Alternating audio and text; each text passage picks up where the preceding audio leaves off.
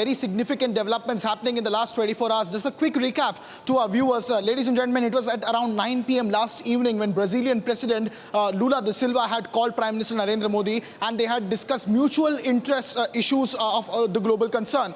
And now President Putin also dialing Narendra Modi today. It is very significant also because this meeting also, the call comes at a time when NSA Ajit Doval is rightly in Moscow, and he met President Putin last evening late, and we saw the visuals coming in from Kremlin of a very cordial meeting between NSA Ajit Doval and Russian President Vladimir Putin. Obviously, the call would also have talked about the incoming visit of President Putin to India, but it is also very significant in the timing of this because later this month, President Putin and Narendra Modi are expected to meet also on the sidelines of the SCO summit that is going to happen in Tianjin, and we have confirmed that Prime Minister Modi is most likely to go to visit the SCO summit after a brief stop in Japan later this month towards the end. So it will be a very powerful image that we will see. Russia on the one hand coming to India, India going to China for the SCO summit, and all three leaders, Xi Jinping, President Putin and Narendra Modi, also being on the table at the SCO together. It's going to be a very strong message that is going to go to the Washington of an alternative alignment that is already existing. Earlier this year, actually, the leaders would have met at the BRICS summit that happened in Brazil.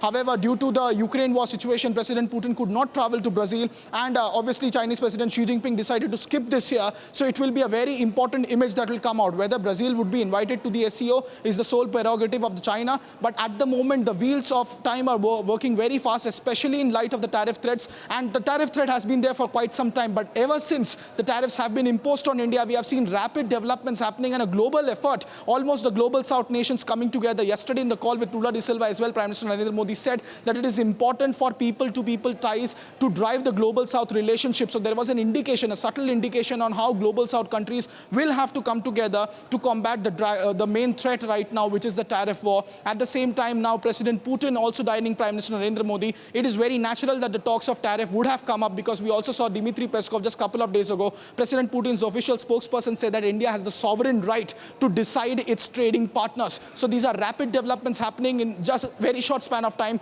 Two key leaders of the BRICS have called Narendra Modi in the last 24 hours. China is also welcoming a potential visit, and a massive realignment is at work after US President Donald Trump has imposed a 50% tariff on India.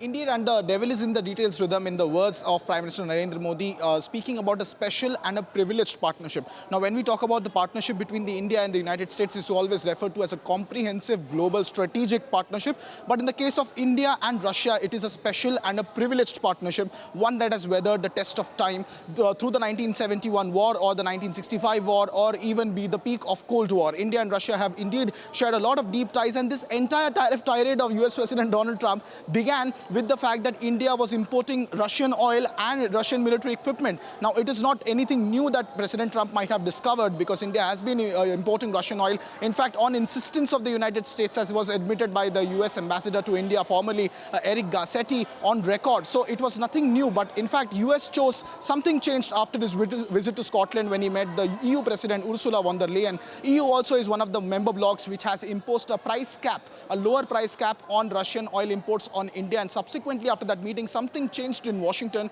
and that after Operation Sindoor debate, it was very clear that President Trump is going to launch a trade tariff war, and now the deadline obviously is back in the month of September. However, the 50% tariff has clearly pushed India and Russia towards each other, because both of them have clearly affirmed that in national interest, both of them are sovereign nations, and no third party can dictate what kind of partnership will these two nations have. And today the Prime Minister has made it clear that India shares a very special and a privileged partnership with Russia, one that he attempts to honor when President Putin will be visiting this year later in India, now officially confirmed by the Indian Prime Minister.